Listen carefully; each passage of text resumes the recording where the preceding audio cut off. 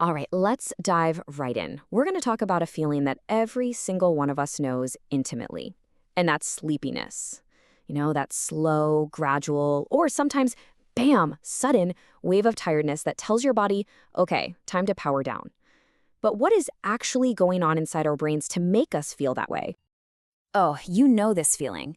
It's maybe 3 in the afternoon, you've had lunch, you even had that coffee, but out of nowhere, your eyelids start to feel like they weigh 100 pounds. You're fighting just to keep your head up. Sound familiar? Yeah? I thought so. Well, let me tell you, that feeling, it's not a failure of willpower. It's not you being lazy. It is a very real, very physical process. It's a chemical signal that's being sent directly from your brain. So, to really understand this, we need to meet the main character in our story today, the little molecule that's responsible for making you want to crawl into bed. Its name is adenosine. And honestly, the best way to think about it is right there. It's your brain's sleepy little messenger. See, as your brain cells do their thing all day, as they work and use energy, they create this chemical as a byproduct. So the more your brain works, the more of these little sleepy messengers get released. Okay, let's make this even simpler. Imagine your brain has a sleep meter.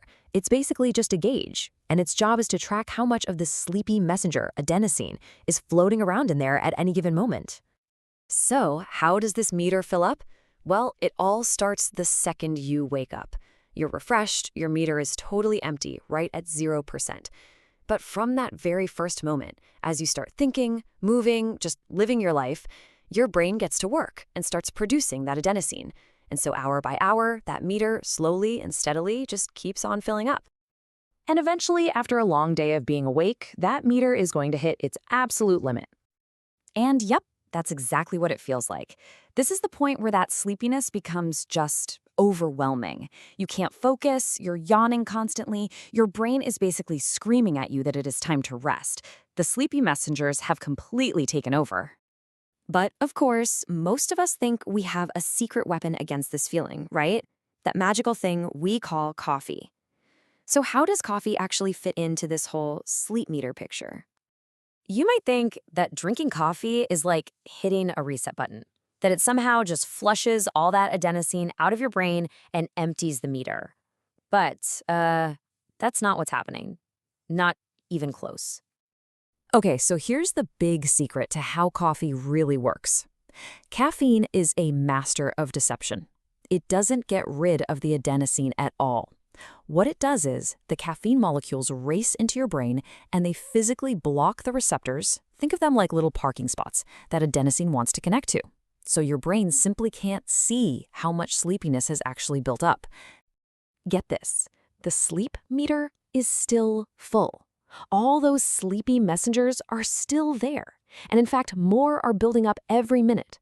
They're all just piling up behind this caffeine wall, waiting for it to crumble. And that is exactly why you get that huge energy crash a few hours later. The caffeine wears off, the wall comes down, and you get hit with all the sleepiness that was waiting there, plus all the new sleepiness that built up in the meantime. It's a double whammy.